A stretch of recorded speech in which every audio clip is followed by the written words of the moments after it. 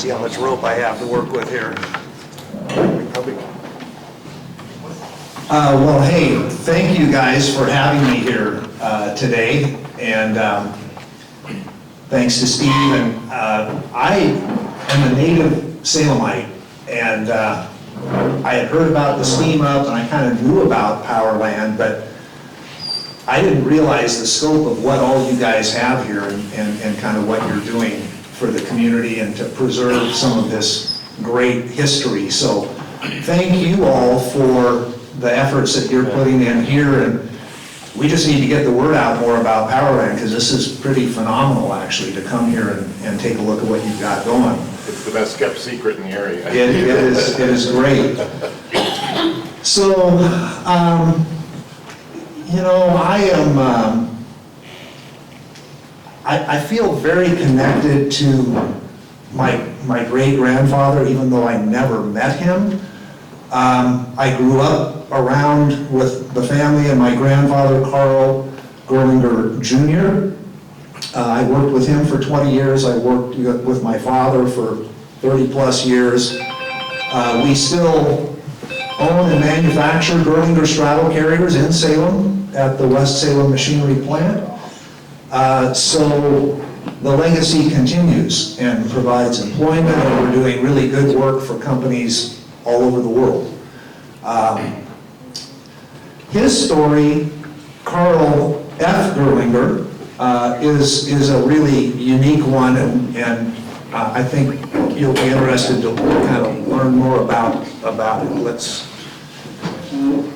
So there you can see him on your right. My grandfather, Carl, is the young one on the far right. He was the youngest boy, 4 children. But to talk, you know, Carl F. Gerlinger was born in 1878 in Neuweiler, Les Saverne, which is now part of France, but back then was part of Germany. And it's in the Alsace region, which was right on the border of France and Germany, and it's been in varying times part, you know, German and then French and then German. World War I was fought there, or a big part of it. So an interesting region, and he was the son of a forester, and his mother passed away when he was very young, and then his father passed away when he was age 13. So he was orphaned, and there were other Gerlingers in that region, and as near as I can tell, they had no real money, and they basically kind of farmed him out as an indentured servant to a machinist in Strasbourg, Germany, which was part of Germany at that time. So, very poor working conditions, I mean, terrible. He, as far as we can tell, he hated that, but he learned a skill, a craft, at a very young age. This is age, you know, 13, 14, 15, 16. As soon as he was able to, they rounded up the money, and you were only given subsistence, and then you worked to earn your keep there, and at the end of it, you had to buy your way out of your servitude because of the training you had received.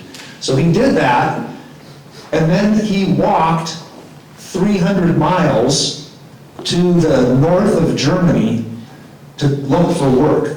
He didn't have any money to take a train ride or whatever, so he has nobody else in the world really looking after him. He has to just figure out how to make a place for himself, and he had a skill, so that was the key thing, right? And he went to work for the Hamburg American Steamship Line, which still exists today. If you ever see shipping containers that say Hapag Lloyd, I don't know if anybody notices that stuff, but they're a big shipping group, and he got a job as probably like a grease monkey on steam-powered ships that would go around the world. And so he started to learn steam engines and that whole side of kind of the machinery world. While he was on one of the ships, the Hamburg American Steamship Line, that went to China to deliver some of their first railroad track. This is in the late 1800s. And he contracted malaria, and on the way back, they were like, he's really sick. We're gonna drop him in Tacoma, Washington.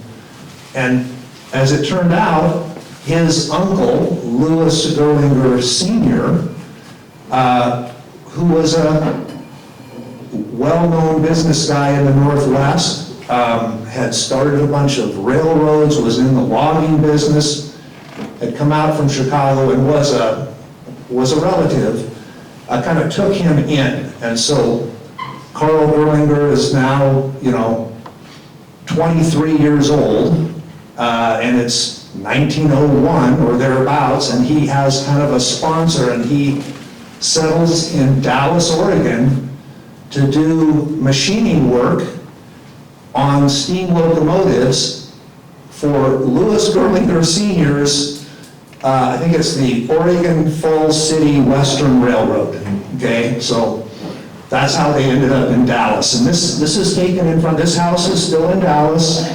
This is on the porch. My great-grandfather, my great-grandma Margaret. To the left is my Aunt Catherine, Aunt Madeline. That was Uncle Al, Alfred Gerlinger, and then my grandfather Carl. So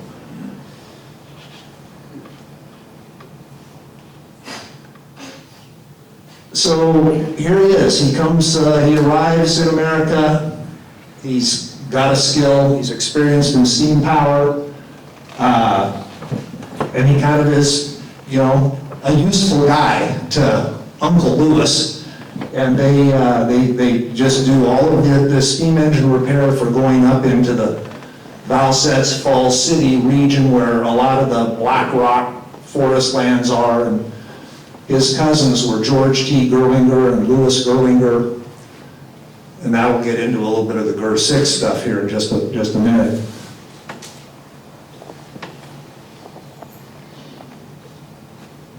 And this is the turning point really in his life, where he really went from a guy who worked with his hands to a guy who worked with his mind. And this is 1908, and they were heating up. His brother had come to work with him in Dallas, and they were heating up this cylinder head of some sort. They believe that maybe some water had been captured inside, and as it was being heated, it developed pressure, and then it exploded and killed his brother, blew off his left arm. This is Carl Gerlinger's left arm, lost a couple fingers on his right hand, and at the time he was blinded. This was a horrific accident. And to give you a sense of kind of how horrific this is, if you're kind of squeamish, you can cover your ears. I'm going to read to you the first-hand report of what happened. This is Mildred Staffen, who was at the incident and left a narrative. John Cerny was in an explosion when Carl Gerlinger lost his arm and his brother August was killed in this big explosion they had down at the Roundhouse at the shops here in Dallas. That was in 1908. Our aunt, she was a nurse, was one that helped the doctor amputate Carl Gerlinger's arm, and they did it on a kitchen table down here on Jefferson Street. She said that the window shades were up and a lot of people stood outside and watched it. You can imagine. And then she burned his arm in the kitchen wood stove, and how difficult it was to burn it because of the flesh and such. Can you imagine? I mean, this is the early 1900s. There's no nobody's coming to get you, right? They just had to deal with it. August was blown up entirely. John was just a young man and he was thrown about 20 feet. He had some broken ribs and a broken arm. He still bears the scars of it today. So fortunately, you know, he had family and I think they rushed there and they were able to, he recovered his eyesight.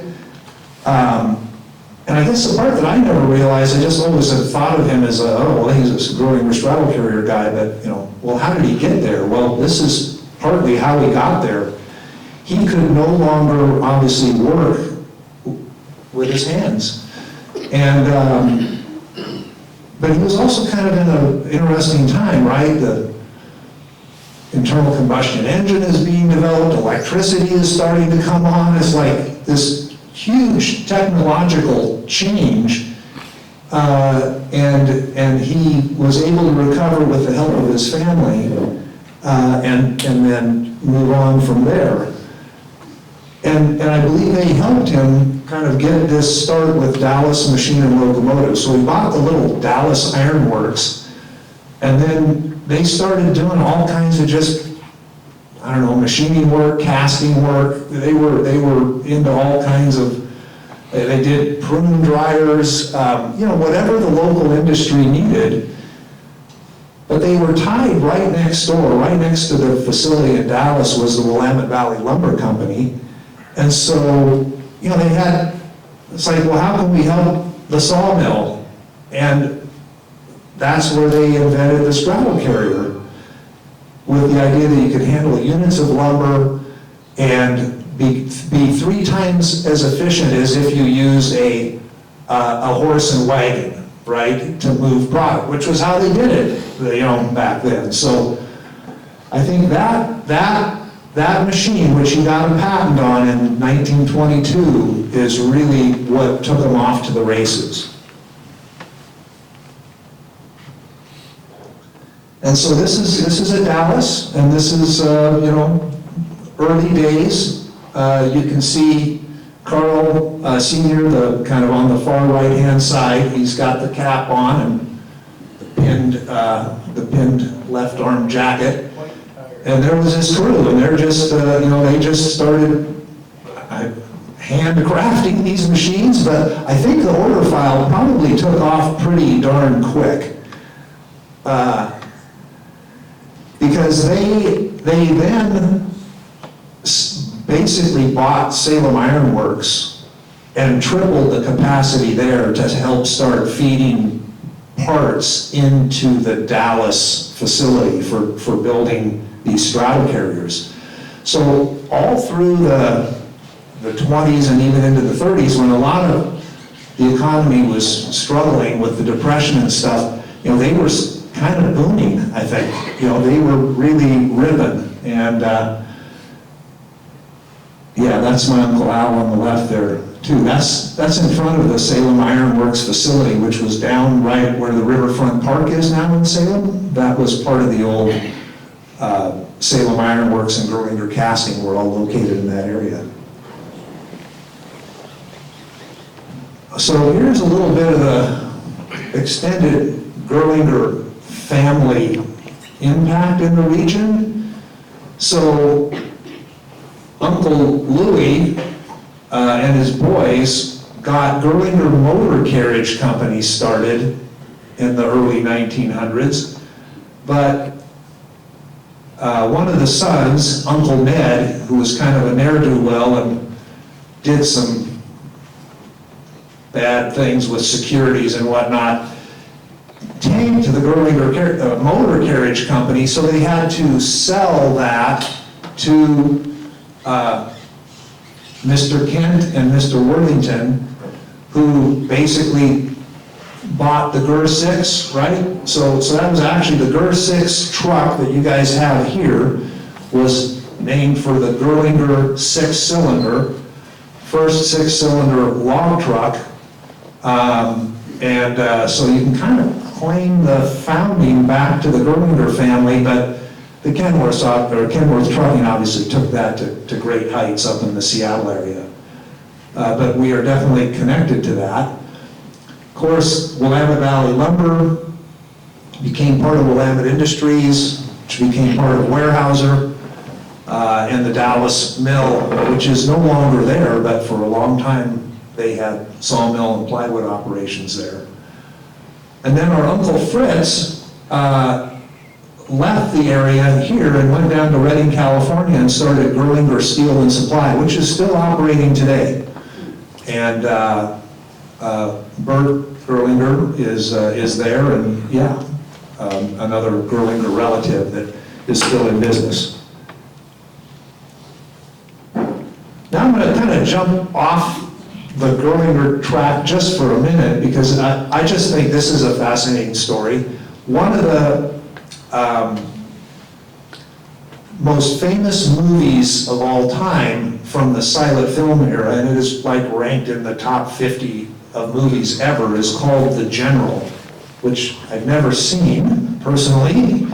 Anybody here seen The General? Some people have said, okay, good. Is it worthwhile to watch? 100 times. Okay, look at that. Okay, so somebody made a DVD of it for me, so I'll watch it. So that's Buster Keaton right there. And the General is the name of the train engine. So the General wasn't a person, it was an engine, a locomotive. And this was filmed in Coburg, Oregon. Is it Coburg or Cottage Grove? Anyway, down in the, it's a Cottage Grove? Yeah. Thank you. So anyway, and Buster Keaton was famous for all of these, special effects and, different things that he would do himself, very dangerous actually. And they invested a ton of money in this film, which actually, when it went to box office, didn't really produce very well, and then he lost all the ability to kind of continue to do his own movies because he spent too much money. But, the locomotives that you see came and were serviced by Dallas Machine Locomotive and Repair, or, I guess it was called Gerlinger Industries at that time.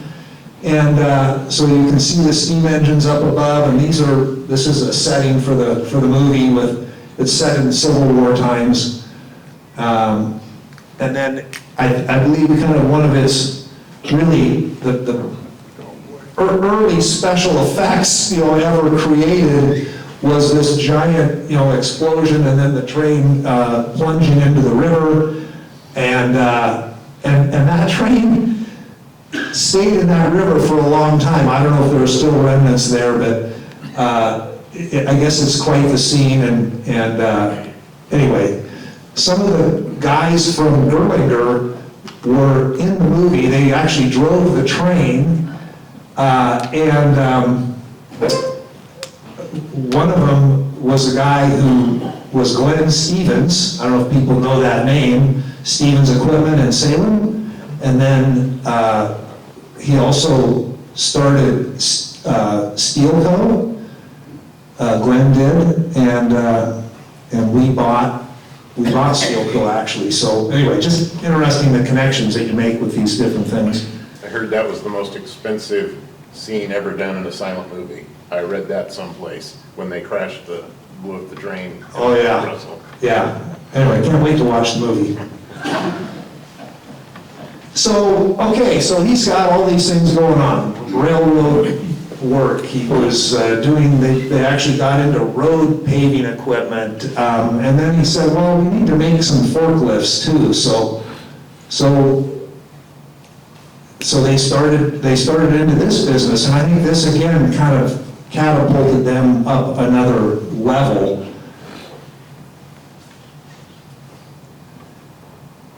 And, definitely kind of a vertically integrated kind of a guy. They liked keeping control of all the manufacturing, which we still do to this day. And so they had all of these different companies that they had started. You can see West Salem Machinery, which was my job for 40 years, was working at West Salem. Salem Steel Supply, which is now called Ram Steel, so that's still a family-owned business that we own. Prineville Machine and Supply, Klamath Iron Works, so all over the state of Oregon, they were involved in basically metal trades, machinery, manufacturing, and new machine design. Another kind of business that they got into, and not all of them really turned out, right? That's the nature of business. Some of them go, some of them don't. This is Sea Cruise Corporation. So this is actually West Salem Machinery, where I worked for all these years, and this is in West Salem on 7th and Burlark. That was originally called Sea Cruise Corporation, and they wanted to make amusement rides, because Salem was kind of a hotbed for the amusement ride industry back in the 30s and 40s, and so you can see this little kind of little skipper, little amusement ride there. That's right in front of, I think my mom might be in that picture somewhere. They would literally go to the state fair and sell tickets, you know. I mean, my mom remembers doing that when they would have rides in different places. And then they had this brochure they had developed for the sea cruise. And my great-grandfather was alive at this time, and he was just so pleased because they actually ended up selling one of these machines to Tivoli Gardens. Has anybody ever been to Tivoli Gardens? It is a really cool spot. It's in Copenhagen, Denmark, and it is like the original Disneyland. Okay, it was what, you know, it was the original, one of the original amusement parks. It's a really cool, fascinating place. They still have some, they don't have one of Carl Gerlinger's rides, but they have some of the old rides. It's a really interesting spot. And he was, because he was from Europe, right? He was from Neuweiler, and I think he was just very excited that he had supplied this machine to Tivoli Gardens. And then 51, he passed away. But of course, the businesses continue. And my uncle Vic Williams, who had married my Aunt Madeline Gerlinger, Vic was running the business, and I think they had all these different businesses, and I think they said, well, we have an opportunity here to, you know, maybe move this on, and they merged with Tow Motor Corporation, which was a big forklift builder. And then in '65, CAT acquired Tow Motor. And so that's in Dallas, and they had a big operation there right up until 1989, and in '65, when they came in there, they were building big forklifts and still building straddle carriers. The straddle carrier business was kind of like didn't really fit what CAT wanted to do, so they sold it back to Gerlinger Industries, which were kind of the remnant businesses that were still operating. And that was the old Salem Iron Works business, Gerlinger Casting. And then, so it kind of had come back to the original Gerlinger family. But then, in the early 80s, that business ran into trouble. And our side of the family acquired the carrier business. We had West Salem Machinery, and we also acquired the Salem Steel and Supply business. So that became kind of the group of companies that basically I've been president of for 20 plus years, and that's me with my dad and my grandfather, Carl Jr. Was really an amazing thing to look back and be able to work with my father and my grandfather. That was super special. And, you know, there's one of our big carriers that we built and supplied to Syncrude, which is a big oil refinery. They use the oil sands up in Fort McMurray, Alberta. Super interesting place. And, I mean, there's our crew, right? These are And we're still building those today in West Salem. There's a couple recent machines. We do a lot of work with the oil refinery industry, so Exxon uses a lot of our gear. Carpenter Technology, we're selling product all over the country. It's all built right in Salem, Oregon. And I think it would make my great-grandfather proud to see that this is all still happening right here. And we support a lot of really talented people, and we're very fortunate to have them, have them working for us. So anyway, I'm sure there's maybe some people in this room that have had some association with some of the businesses that we've owned and operated over the years, and we thank everybody for their business or their support over all those years. I know you have some that worked at Caterpillar, and you've got a current employee here today, so. Fantastic. And, we sold West Salem. The next generation wasn't going to step up, so we sold the West Salem Gerlinger Carrier business about a year and a half ago to a group out of Sweden. I'm happy to report they're expanding and carrying on right here, building all of this product. We still, as a family, own the former Salem Steel and Supply Company, which is now Ram Steel Co. And so we're still in business. And again, thank you for your time, and appreciate everything this community has done for us and our family. And thank you for listening to my story, our story. Do you have any idea how many Grinders I sold. Because I was a West Salem machinery guy, and of course, Sea Cruise Corporation amusement rides didn't work, so in '47 they got into the used machinery business and did that for 20 years, and then they started building chippers in the early '60s, and that kind of went along, bumped along okay, and then I joined the company in '84, and we got into wood grinding and milling and crushing, and then the recycling business, and so I'm a wood products, wood waste guy. Yeah. We have the carrier business, and I have always had staff that has designed and built those. Quite honestly, the carrier business was a labor of love, and we kind of kept it going until the last 5 years, and we've got a really talented crew, and that business has kind of like taken back off. So they've got a nice backlog of machines to build, and but I can't tell you, thousands of machines, I'm sure, would be my guess, on carriers and forklifts. I mean, Cat was building and shipping all over the world out of Dallas. Yeah. I know they had all of his companies combined back in the, I would say probably in the 40s, they had 500 employees. So and they had like 300 just in Dallas. So they had a big going concern, for sure.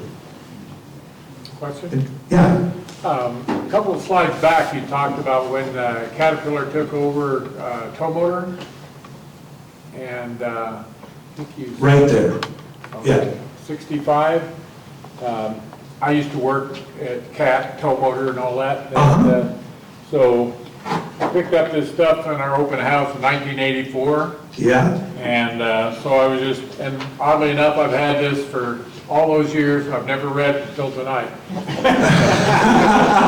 That shows how confused I am, because I said tonight and I meant this morning.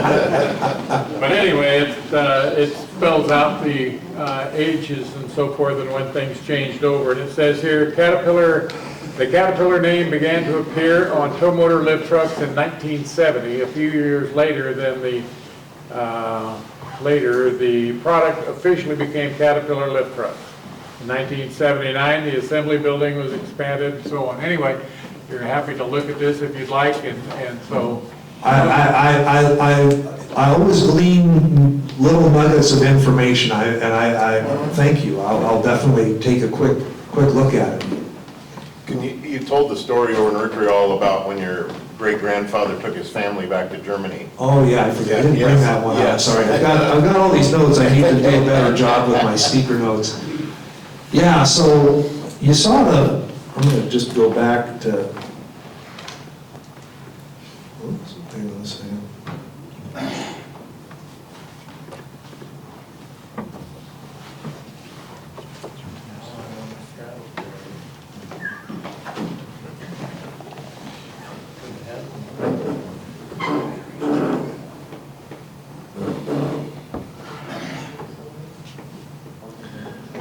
So, I have a feeling this photo might have been taken as the family was getting ready to leave to go back to visit their hometown in Neuweiler. So, Carl had come over, and then his wife, Margaret, had been told, oh, who was from the same region in Germany. They were both German. Oh, you're gonna go meet and marry this guy who's a big industrialist and lives in Dallas, and she was from like Strasbourg. She was, Bankhauser was her last name. And I guess she showed up in Dallas and it was just, this gritty industrial area, and she was like, what the heck am I doing here?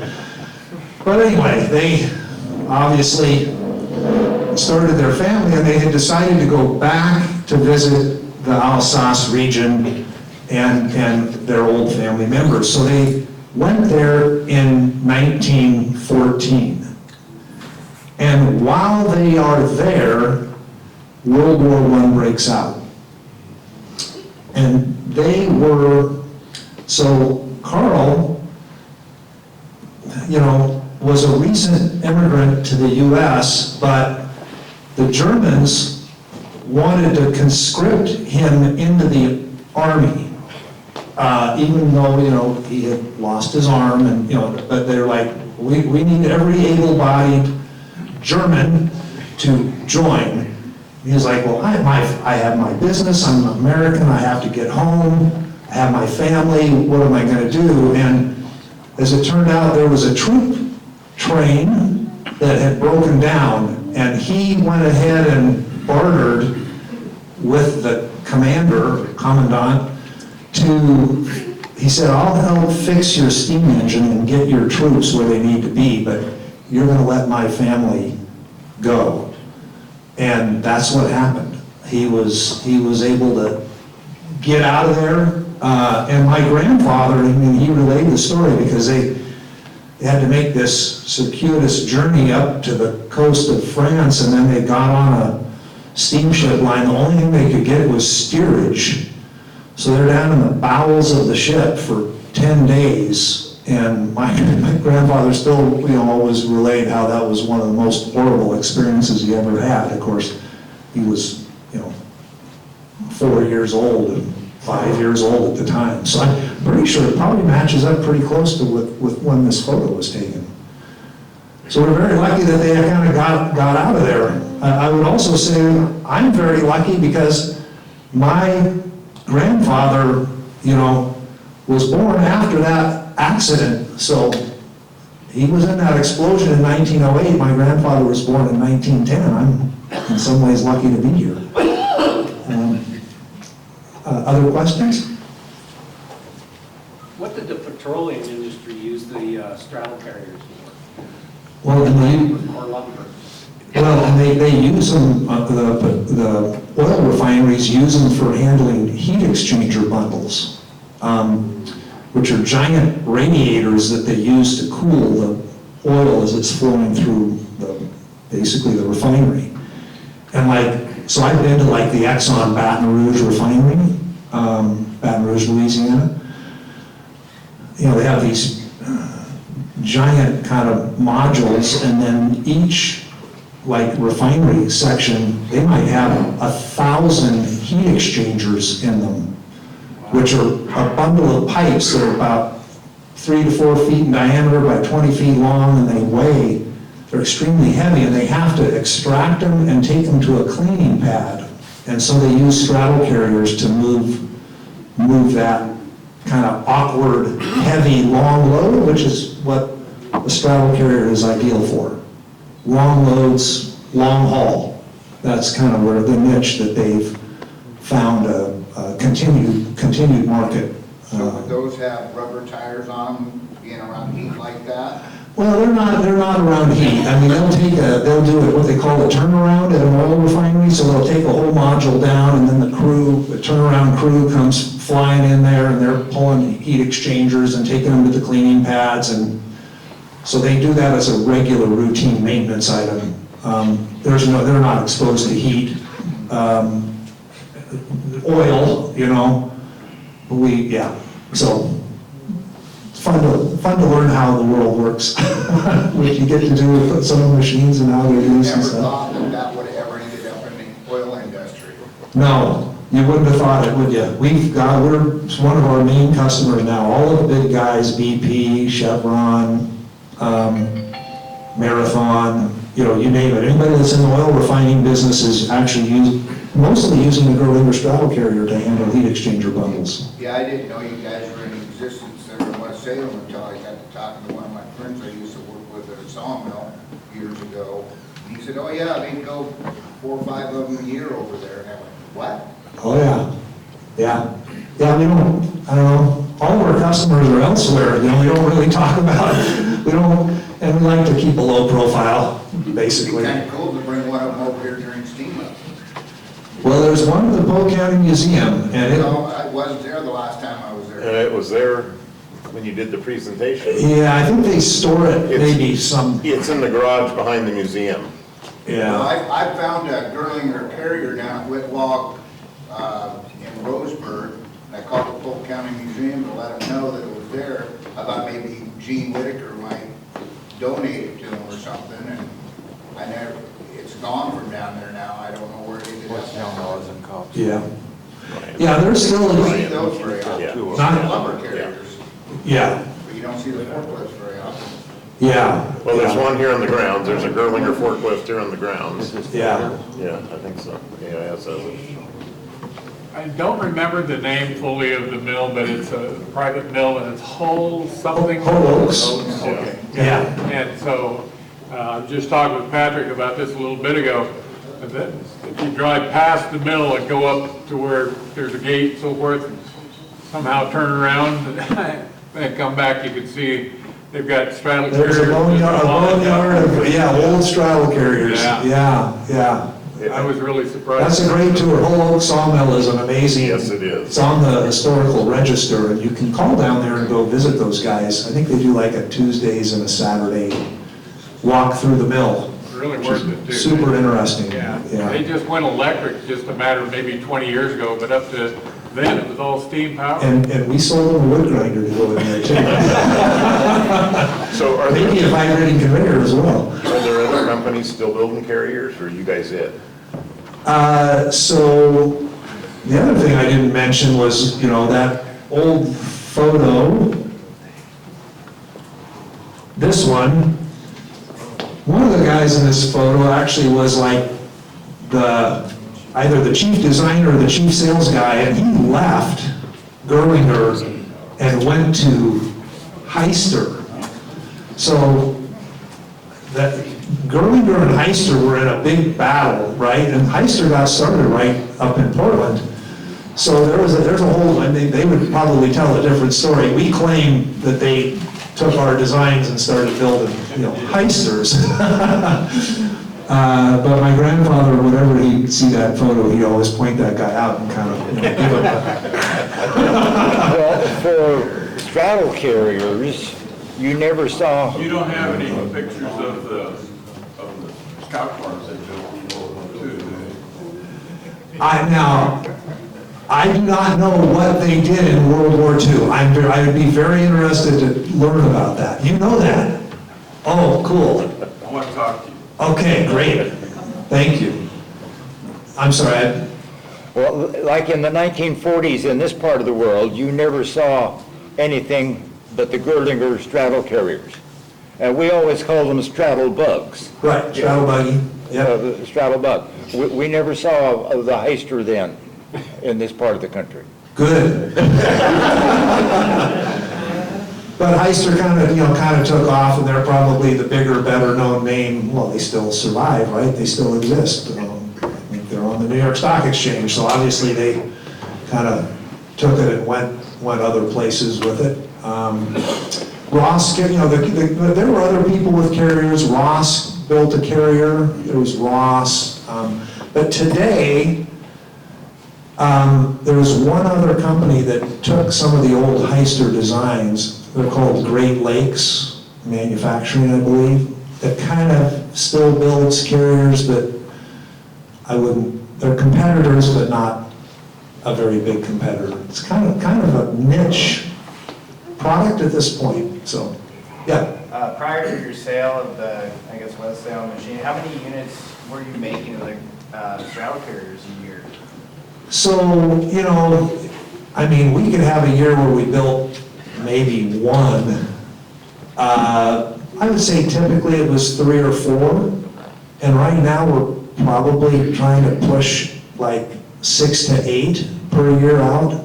And the new machines, now sell for probably at the very low end, 400,000 and, up to $1 million plus. And they're doing a really interesting contract right now for Huntington Ingalls, which is Newport News Shipbuilding. We have supplied them before for a super wide straddle carrier, so it's going to be used where they're doing, they're making submarines and aircraft carriers and handling large metal fabrications. So that's a cool project that they've got in-house right now. Can you touch on the Kitzmiller side of? Yeah, so when you kind of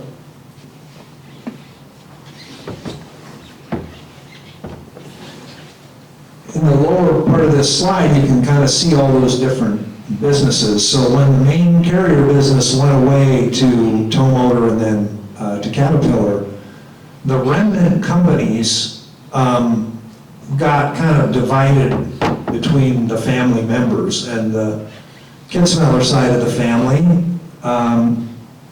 which was my Aunt Gus, was Augusta Gerlinger, married John Kitzmiller Sr., and John was the chief sales guy for the Gerlinger Carrier Company. He was a big, he's in the College Football Hall of Fame, kind of big guy. I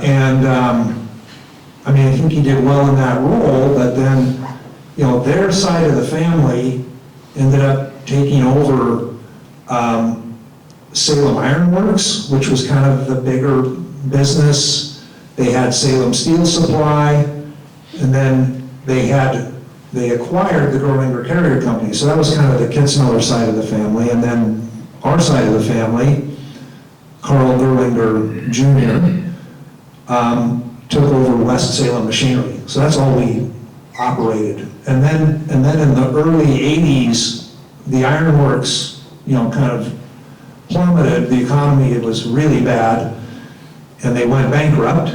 And we bought, our side of the family bought the Gerlinger Carrier business from Salem Ironworks. And we also acquired the Salem Steel and Supply business, which we renamed Ram Steel after Ron, Ann, and Mary, my mom and dad and my aunt. That's where Ram came from. And then we bought Steelco in 05. So all of those, the leftover businesses that we still have today basically have kind of funneled down to myself and my 2 sisters. And I'm the only one that's active, so kind of me. And that's less and less every day. Yeah, working to figure that out. What engines did you use over the years, and what are you using now? We pretty much standardized on Cummins, is what's the current engine. They used CAT, they would use John Deere, they had liquid propane, they had gas, they had diesel. Everything's diesel, but what's really changed now is they're hydrostatic driven machines. So the engine is just driving a big hydraulic pump, And everything is done with hydrostatics, which gives you lots of interesting drive features. We can do crab steering, we can do, you've got very tight turning radiuses because it's four-wheel steering. Very dynamic braking, which is a really nice feature when you're hauling a heavy load. So, yeah, that's kind of where it's all headed now. Just a Cummins diesel hooked up to a Have hydrostatic pump, and then, yeah, it's all hydraulic after that. Yeah. We had a longtime member here that just recently passed away by the name of Don Bowman with the Bowman Tractor Company. Yeah. Did you have any interactions with his company as far as a partnership, or were you a competitor? Or No, I think we supplied Bowman Industries with steel product through our steel business. We were never competitors, and I know the name, but I never knew him personally.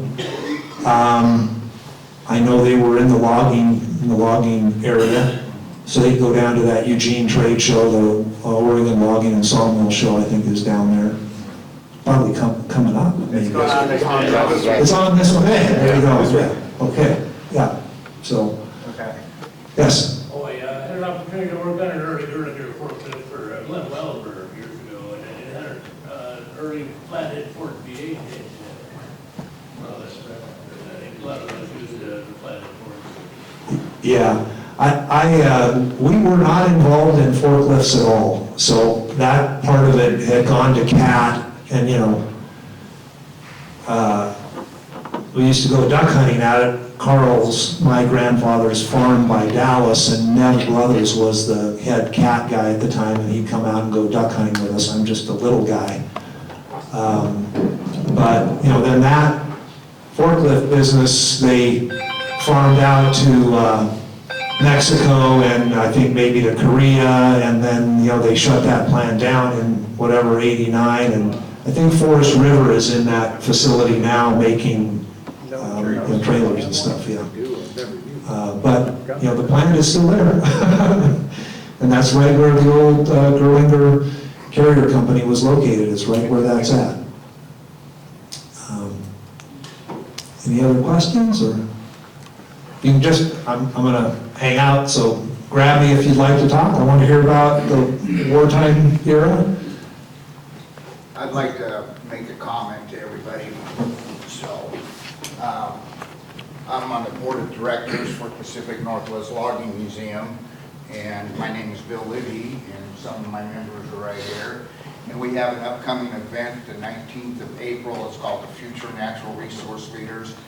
There's going to be approximately 22 schools, is that right? High schools from across the state of Oregon. They do timber skills contest, they do compass pacing, log scaling, pole climbing, arborist, log rolling, etc., power butt, cross cut.